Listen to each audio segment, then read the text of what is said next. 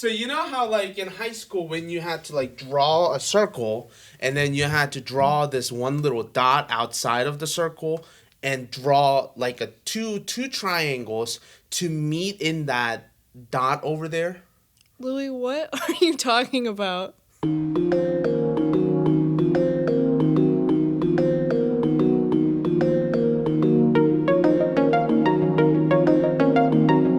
Hey guys, you're listening to Musical Tangents Where we talk about anything and everything. and music. Stay tuned.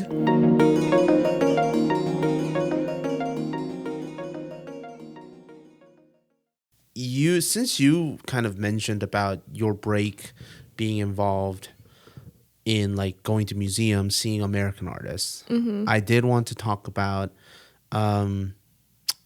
little bit about of American composers Okay. because I really like Gershwin. Gershwin's music has always been one of my favorites, and like Rhapsody in Blue is kind of staple of his compositions. Yeah. But I like his like what is it? Because he wrote a lot of songs. I think he was a very gifted songwriter. Which I have a funny story about Gershwin and Ravel, but that can be talked about later. Okay. So, Oh, I'm interested though. well, okay. So let me just talk about that first. Okay. So it's a very short story. So Gershwin wanted to study with Ravel. Okay. Because Gershwin, I don't think ever attended any conservatories, so he never studied music formally, right? Therefore, he wanted to study music under Ravel. So Okay. he saw Ravel, he met with Ravel, and Ravel, on the other hand, also wanted to learn jazz from Gershwin. Okay. So they That's met. interesting. Yeah, they met because if you listen to Ravel's like Piano Concerto in G major, the famous one, if you listen to that, there's a lot of jazz influence. That's just interesting because he's also known a lot for his like neoclassicism. Yes. Yeah. Works. I guess it depends on like what stage in his life. I Yeah. mean, I don't know. I mean, I think you're not constricted to one form either. I agree. So he had like those two different ideas or neoclassical ideas where he really liked Couperin, Rameau, all of those Baroque era composers almost. But anyway, so he wanted to study Gershwin's kind of jazz style. Gershwin wanted to study French music, so Ravel. But I think Ravel told Gershwin, you shouldn't learn composition from me because you're going to be second-rated Ravel instead of first-rated Gershwin. So his idea was, you keep doing what you do well and make that your signature instead of learning from me and getting my style influenced on him. So that was the story, which I thought was interesting because a lot of times in classical music, when you hear about American composers, they're modern musicians. Or they're considered modern, but they're in like 20th century. So if you listen to, well, except for one, there's one romantic composer, post-romantic, that's McDowell. And he's... Did I ever tell you some of his sonatas are like called Nordic sonata? They're called like all of these different like Norwegian style. That's apparently because he loved Greek and he like tributed all of those pieces to Greek. Oh, that's interesting. So, I'm not like super familiar with his repertoire, but yeah, McDowell's interesting because there's like a whole. They call it McDowell something, but it's like. If you get a residency in that McDowell estate, you're like, you've made it as an American composer. So my favorite thing about McDowell was the first time we talked about it. Yes. And you called him McAdole. No, I said MacDowell. I had it wrong. I think that's because Koreans read it like as MacDowell. Interesting. Yeah, instead of because I had no idea who you were talking about. I know. It was silly of me. I didn't look up the. It's fine.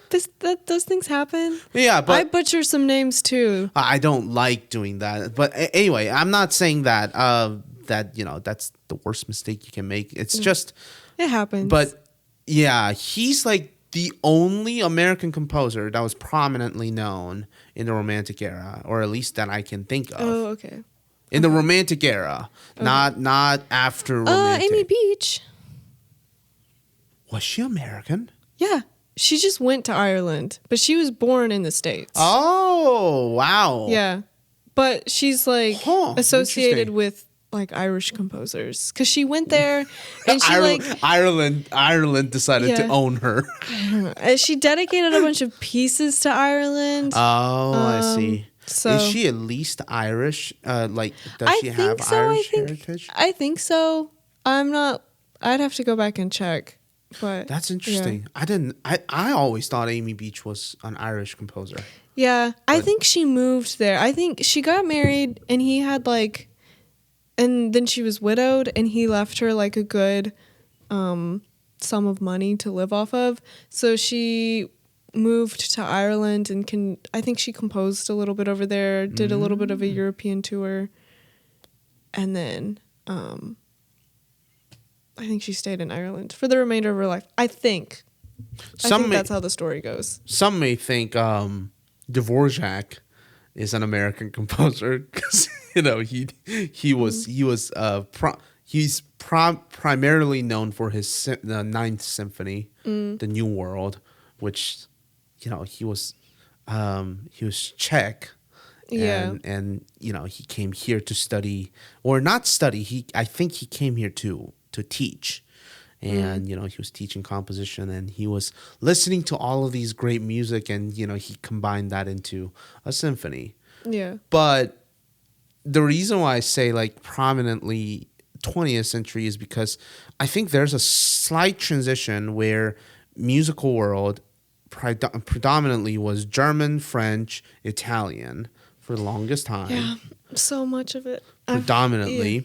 And then or at least that's what we talk about. Music was going on everywhere. I know, but like that's what's known in the classical world. I mean, everybody knows who Beethoven is, but not everybody will know who Anton Rubinstein is, right? So like that kind of difference. Now Russia did get involved in the equation as soon as Tchaikovsky and Glinka came out. I think they were kind of always there. I don't know. We just have this like, because I've had to go through the college level music history, Right. whatever. It's just what Western classical music ends up talking about the most. But there was still because we talk about it now doesn't necessarily mean it was famous then. Oh, well, yeah. Or yeah. like what was super popular then might not be what we talk about now. I mean, Schubert was practically unknown in his time. Yeah. And he died at 31. Not 21, 31. So there's a lot of like different lenses to look. It just gets complicated when you're looking at it. Any history does. Yeah. But well, and the reason why I say popular, I'm saying popular from our perspective. So just from us looking into the past. So, we talk about Russian music. Russian literature primarily has a lot of piano pieces. There's a lot of great Russian piano pieces. So, Russian literature, like with Tchaikovsky, Glinka, and then later on, Balakirev, The Mussorgsky. Rachmaninoff came after Tchaikovsky, right? Prokofiev and Shostakovich. But around that time, I think the shift kind of became clear where... And English music. English music had some prominence in the Baroque era. Yeah, and then it really dipped off and they imported Haydn. That's what they say in the music history classes. Yeah, and then... But American classical music didn't become prominent until 19th century, I think. Yeah, I don't think... Well, yes. There was a lot going on. It depends on how you look at it. Because other composers like jazz and ragtime were really starting to become popular. We have composers like that's Scott why I said Joplin. classical. Yeah. Yeah. I mean, classical musicians like to say Scott Joplin was classical, but eh. I don't think he was writing in the same genre, but his pieces require the same virtuosity. Oh, that's true. You could compare, like, Joplin was composing pieces in his own maybe nationalistic, I wouldn't maybe say nationalistic, but what I'm trying to compare is, like, Chopin was writing mazurkas in the Polish way. Mm-hmm. Joplin was writing his pieces in his own ragtime, jazzy, I wouldn't consider it jazz, but ragtime genre. I mean, I guess that. But that they're kind both. Of started. I jazz. think the pieces can stand for themselves. Yeah, if that makes sense. Yeah. But I think what a lot of people would consider classical music. I don't know. I just noticed like there's a more modern composers in America than a lot of other places. Well, the country's not too old. I think that has a big part to do with it. Oh, that has a huge part to do with it. Yeah. But like one of the composers that you and I were talking about a moment ago was Charles Ives. Now, I have no idea. I do remember there was one person in particular that I used to know. He hated Charles Ives as a composer. I can see that. Charles Ives, I think you would like him. He's really interesting. Okay. So some regard him as the first like prominent American composer. Okay. But when he was younger, he got formal training through churches. By like 14, he was like the organist for the church that he went to. I think he went to Yale and studied some, but he sold insurance, and he was a millionaire. Oh. So he was also a businessman. Oh. And so when he was composing, he didn't need to make money off of it. Essentially, So he wasn't surviving. He wrote whatever he wanted and was kind of like, forget it. Like, I don't care if you like it or not. Like, I don't need your money, essentially. So he wrote a lot of like modern music. I don't know if he necessarily wrote 12-tone music, but a lot of just music with atonality, a lot of dissonance. Like a popular piece of his is called like Unanswered Questions, which I really like. He uses a lot of polytonality. Mm-hmm. So he's writing like the instrumentation in different keys and different things. So I think he's really interesting, but one thing, I think like I saw a quote of his where he was like talking to his publisher, and he's like, I know there's wrong notes in there, but I want you to copy it exactly how I wrote it down. Interesting. So like he put things in there, or like I was looking at some of his scores, and like there's chords with more than 10 notes in them. You only have 10 fingers. So he was just kind of writing whatever he felt like. And there's recordings of him too, playing his own music, and it sounds a lot like just smack, smack, smack, smack on the piano. And there was even like his neighbors would have complaints about him practicing. They called it like residential disturbance or something. But he was really cool, and I mean, the music he wrote is very dissonant. It's very modern, but I think it's interesting. He wrote I think it's called like the Concord Mass. Yes. And I like the Alcotts. I don't remember how many pieces there are in that suite, but the Alcotts is one of them, and it's really cute. And I was listening to it, and since I've traveled to Massachusetts multiple times to see family up there, I was like, you know what? This it is the vibe of Massachusetts, like in some way, even though it doesn't fit our traditional terms of like how we listen and usually feel music because of just the way it's composed. But I was like, you know, this like it does kind of sound like how Massachusetts feels. It was interesting. So that's actually something that I've heard from different people, is that the region changes the sound.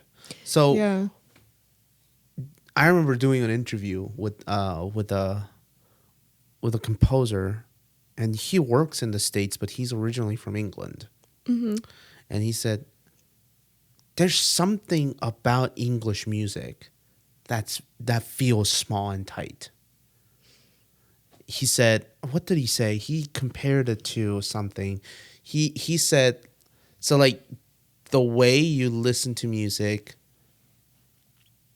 even though there's a lot more standardized items, I guess, or standardized elements in classical music, you can't, there are still going to be some cultural feels that comes out. I mean, the obvious one, of course, is like Liszt with Hungarian feels. Yeah. Chopin with Polish, like you said. Mm-hmm. But his example was, if you listen to Purcell versus Bach, I mean, there's a stylistic difference, but that's not just stylistic differences. That's a cultural sound differences. Yeah, and you could definitely see that really rise in 20th century music because like nations were starting to form, and so they felt like some type of and then identity. They would hold on to conflicts were happening too. That too. But they would hold on to, that's when like kind of the rise of like recording folk music started to appear, and I think Bartok did a lot of like putting ethnomusicology. Did a lot of pulling from folk music into his pieces that he was composing. Do you like 20th century composers? I like learning about them. I don't necessarily listen to their music in my free time. I listen to them for my academic purposes. It depends on the piece. There are some like modern 20th century modern composers that I like. Like I really like Stravinsky. Not the biggest fan of Schoenberg. I don't think I've ever met someone who was a big fan of Schoenberg. Yeah, that's true. That's true. Unless you're Glenn Gould. There's a recording of him. Yeah. He would say that. He would. Well, I think he composed a few pieces. And his pieces are very much 12-tone technique, all over the place. I think his recordings of Bach is good, but he's an interesting guy. I think it's interesting, though, that a lot of people and a lot of symphony orchestras now, it has become a standard where their title will say something like Beethoven Ninth, right? They do Beethoven Ninth, but before they start Beethoven Ninth, the introduction piece is always short modern piece written for orchestra. Yeah. And I always found it kind of interesting because it's an interesting mix in that like you usually wouldn't put on a playlist that would go like short modern piece and then some standard classical or romantic repertoire piece. But like that has become kind of the standard for orchestral performances. Yeah, and I just don't know why they feel the need to do that. Okay, so what I mean by that is, I have a theory that like people will come to see Beethoven 9, but if you just said that you were going to play, I don't know, a composer that's maybe not super known, maybe they're alive today and they're composing, but to get them to maybe like get some exposure for that music, they're like, we're advertising it as this, but we're also going to play this. And then you can hear it and determine for yourself if you like it. But then we'll get on to the part that you came for. But there's definitely a stylistic choice in modern composition, isn't there? Yeah. And I don't know if I necessarily sonically like it. So like what I mean is, you're right. I like Stravinsky. But I like Stravinsky because Stravinsky didn't sound like Schoenberg. Right? Yeah. And Shostakovich, I don't know. A lot of people, actually, Shostakovich is not on a lot of people's like top 10 list. I really like Shostakovich. But I always adored Shostakovich, partially because he, depending on the circumstances and depending on who you talk to, he rather lived a very anxious time, Yeah. And his music, while it sounds 20th century, it doesn't feel 20th century, if that makes sense. I think that's the good balance for me, is that I don't want people to write music just to prove a point. That's how I feel about Schoenberg. Well, I mean, he even has the quote where he's like, music has no meaning. It's just organizing the notes. Yeah, and I don't know how I feel about When that I first heard that, it made me mad. Like I was actually kind of mad. I was like, "How could you say that?" as a composer. Yeah, like all like it because it was in like a music history classroom and at college, and I was like, "How could you say that?" I was like, well, "Then why are we all here?" I was like, why would I be studying this if I didn't feel any meaning towards it? It's because my professor made a good point. He was like, I didn't really choose to go into music. I felt like I had to. Mm-hmm. Like it was a calling that he just had to follow. Mm-hmm. So I don't know. It's like it's definitely very interesting that, you know, but you know, there's also something to be said about composers trying different things. So American composers are not really in the standard classical repertoire. But if you listen to, for example, Copland, who's written, you know, famous ballet piece called Appalachian Spring, some of you might know some of his other like miniature piano pieces. Like there's a piece called Cat and the Mouse that he wrote when he Yeah. was a teenager. Apparently, I think he submitted it because I think he studied in France. So he like submitted that piece as an audition piece, and that was essentially something that he used for a lot of attention and things like that, which is a fun piece. It's a fun sounding piece. But, you know, he tried different things. He like he has a piano sonata that was written around like 1950s. That sounds like 12-tone technique. But then he has his own piano concerto. There's a video of him actually playing his piano concerto with Bernstein conducting. Yeah. But if you listen to that, it's very distinctly jazz. It's him emulating jazz. It's not really jazz style per se. But, you know, a lot of times I think because America was, even back then, trying to become this cultural hodgepodge that it's become nowadays, they had a lot more tools to choose from, Yeah. and they had a lot more to essentially try from. And I think But I mean, I think that. Oh, go ahead. well, I mean, I think there are pros and cons. Yeah, but I think you can also look back at like people have been doing that for a long time. When you look at Mozart, Well, yes, yeah. how he was traveling around at such a young age and was pulling aspects from all of the different music he heard around Yeah. Europe, and then would mix, even like not even just write one song in this style that he heard, but mix those styles all into one cohesive piece.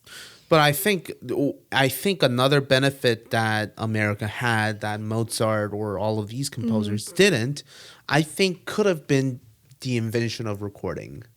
Yeah, that had a huge Because influence. America was at the forefront of that technology where, you know, like, I don't know. I remember watching, like, I was wondering if there's any recording of Tchaikovsky ever. Because, you know, he passed away before 1900s. Yeah. So there is one recording. It's not him playing piano. There's no recording of him playing piano. Yeah. But there's a recording of him having a conversation with a pianist and a singer of, you know, they're performing or rehearsing his songs, and his voice is recorded.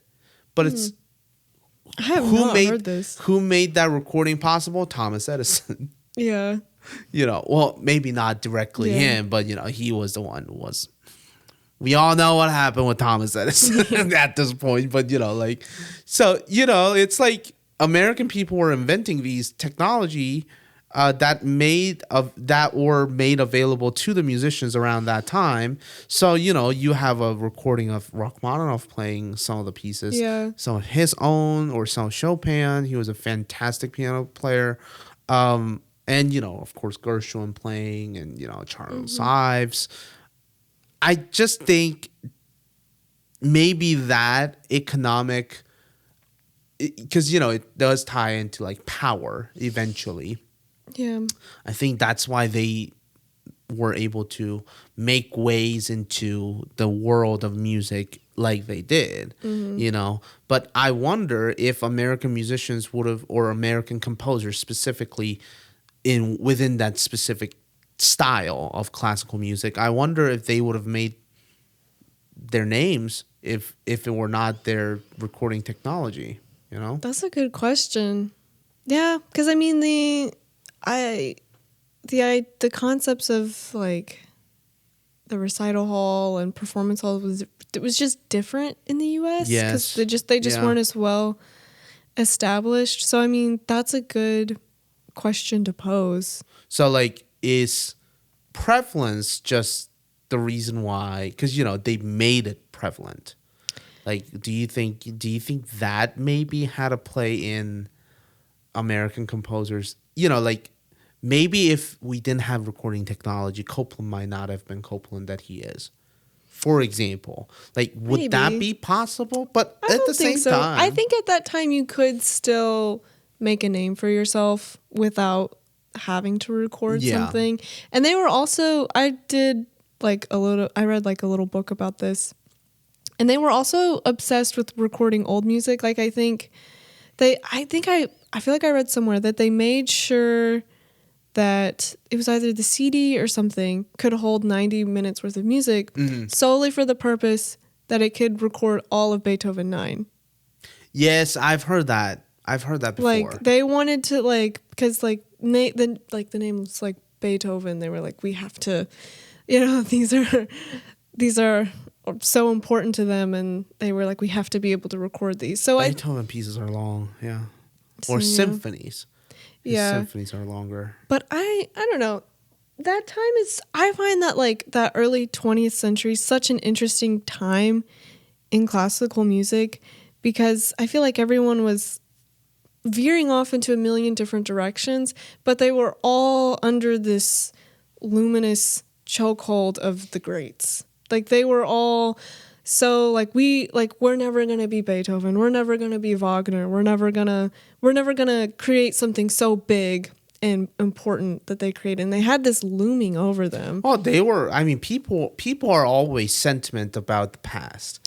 Yeah, After but the past has in that time they were really feeling it. And like I read a few things where they were like expressing that like we know we're never going to create this or whatever. Yeah, yeah. And that's kind of why they veered off into things of atonality and 12th tone because they just didn't want that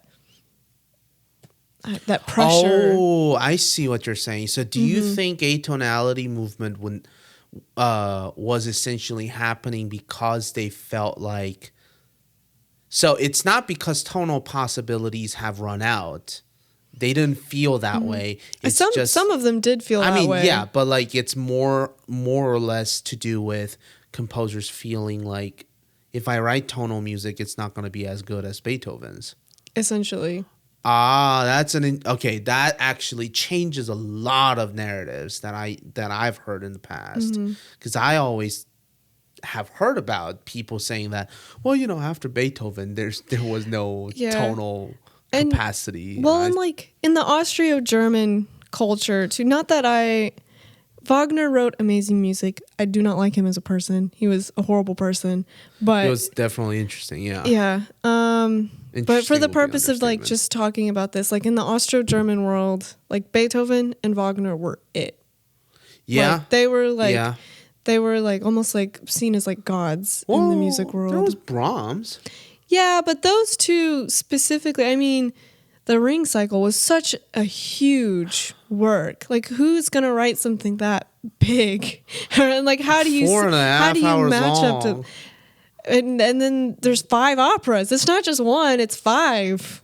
Yeah, and each opera is like 4 hours. Yeah, entire. so it's like they just felt that like big presence looming over them. That's interesting that you say that because I think that the whole German school of music was actually, yeah, you're right, divided into the conservative with the small C side and the progressive side, which was, on one hand you got Liszt, Wagner, and on the other hand you had Schumann and Brahms, which I find that interesting because Schumann I always thought was progressive. I would not put Schumann and Brahms in the same category because Schumann was still writing programmatic music in some ways, but Brahms is like he was not vibing with it at all. He was very traditionalist. Yeah. Yeah, he was. and I think it's better for the audience, always better for the Yeah. audience that the people are, the artists are always having these conflicts. Well, not like physical conflicts, Yeah. but like ideal conflicts where they're coming out with different ideas and they're always saying that, oh no, that I couldn't possibly do what the other person is doing, but like that means more music for the audience members. So, I have no complaints about that.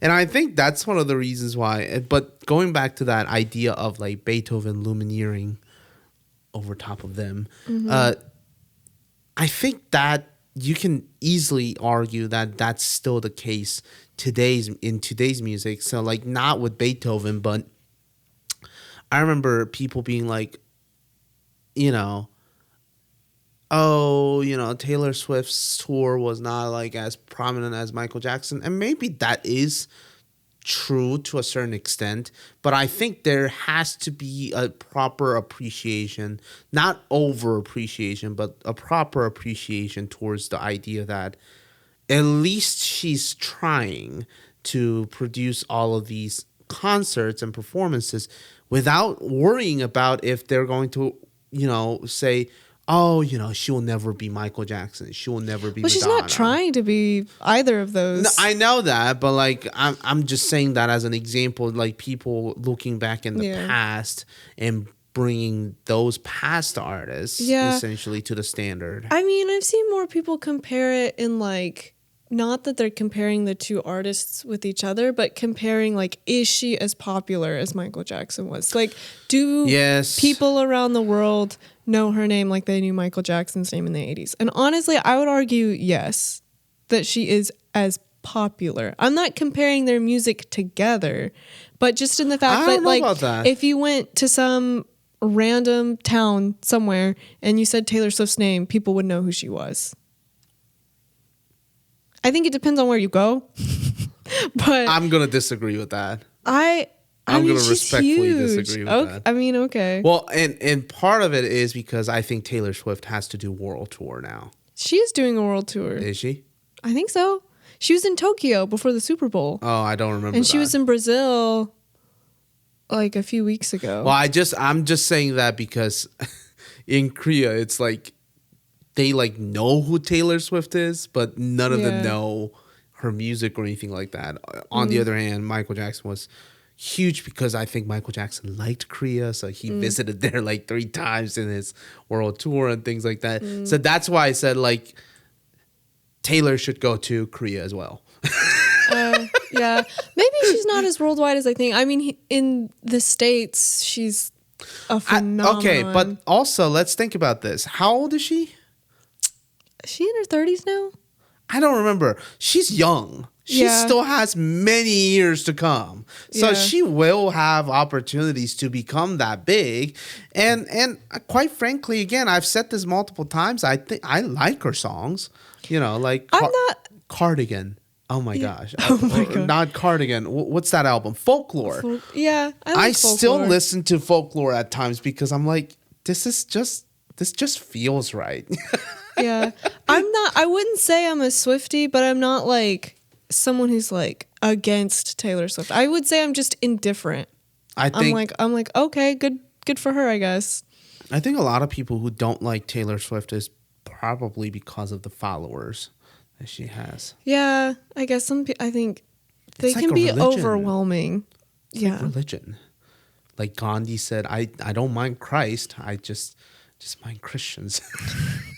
I think Gandhi said something like that. It's almost like that. It's like I don't mind Taylor Swift's music, but I don't like Taylor Swift followers or avid fans and things like that. And I was like, that's fair, but that I think there needs to be a division between the artist and the artist's follower. The way you treat the artist should not be determined by how the artist followers are, because that's just unfair to the artist. But I think that's true not just to classical music, but just in music in general, because people I'm going to say this very carefully. I mean, people want to say that they're up to the trend, but trend is usually 2 to 3 years slower in today's time. So, like, if the music that was popular in 2021 or 2022, that still remains to be popular in 2024. Right. So, Depends, but but when it yeah. first comes out, I don't think everyone is going to automatically know what that music is until they've listened to it a couple of times. But for them to listen to it a couple of times, the radio station has to play it 5 different times so that Yeah. people listen to it 2 different occasions. So Oh my god, do you remember? Oh my god, do you remember like before like Spotify and you had to listen to the radio? I remember like going to the mall with my sister one day. We got to the mall, and I don't remember what song was playing. We go into the mall for a few hours, then we come out. We turn the radio back on, and that same song Same is song. playing. And I was like, "Oh my god, I can't escape it. I can't." I think that's another flaw in a way. Yeah. Like, But well, that would have flaw, been but- like an iHeart radio station versus like a local station. With a Yeah, local that's what I was DJ. going to say. Is that I really feel like radio's a thing of a past as well. I think I would like, because I work at one, I would like to say it's coming back. I know. I think it should. I'm with you on that. But There I are have avid to, listeners, and but it is I have fun. to say that it's not the main form of media that people are going to just consume for a long time. I Yeah. mean, ever since television came out, everyone wants to watch things, Mm-hmm. but I think radio station played a huge part in making music famous or well known. Like, for example, I don't know, even Gershwin's music. I mean, that was played in the radio, and Mm-hmm. everyone knew because of that. Who else? I'm think like any recordings that Bernstein made was being played in the radio, or And still are on the classical stations. yeah. So,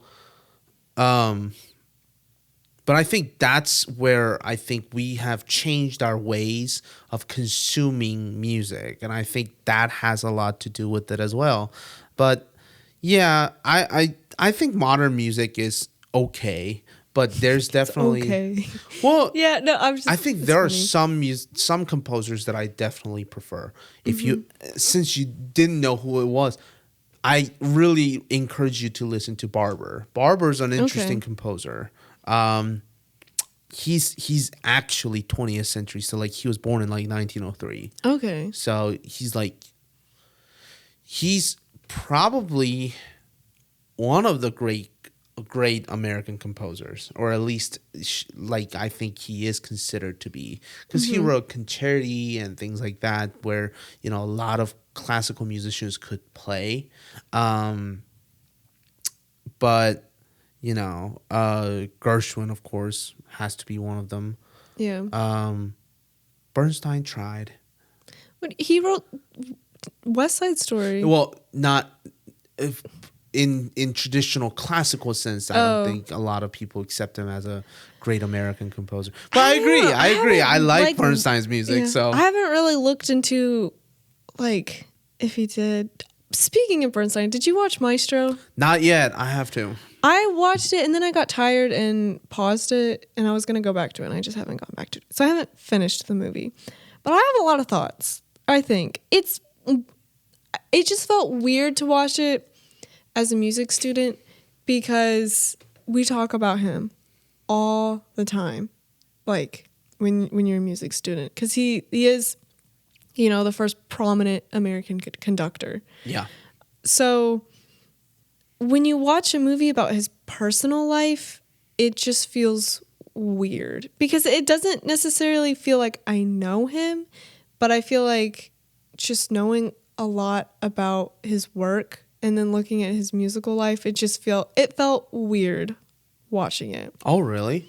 to me. I guess it's because like I was reading his autobiography and things like that, so I I already haven't- know his like, and I have an unfair advantage is that because I was a musical geek and I knew Sondheim so well. Sondheim often talked about Bernstein, and he would talk about Bernstein in front of people and Bernstein off the record. So according to Sondheim, Bernstein had this two persona where he becomes really, really fun to be around in private, but he's really, according to Sondheim, he was like, he had to almost behave that he was an important figure. So there was that That makes egotistical sense. part of Bernstein that came out, which again, people have argued about like, oh, Bernstein having ego and blah blah blah. I was like, who cares? I just like his interpretations of music. But Yeah. in his personal life, again, that's something that he just had, I think. You know in what him. it kind of felt like? It kind of felt like watching a documentary about your teacher. Like you have that when you're in class, there's this line of like, I don't know that much about your personal life, and that's Right. okay. Like that's how I want it to be. I don't want to know necessarily about my professor's personal life. But then I'm like watching a movie about my professor's very, very personal life, and And you it feel just uncomfortable. it just felt weird watching it. I mean, I think it's a good movie. I think Bradley Cooper did a really good job, but it just felt weird watching. I feel like if I did not go to music school, I don't think it would have felt weird. But just because I've had to talk about him in class so much, it feels like I'm watching a movie about my professor or something. No, I mean, I can definitely, I can share that sentiment right there. But,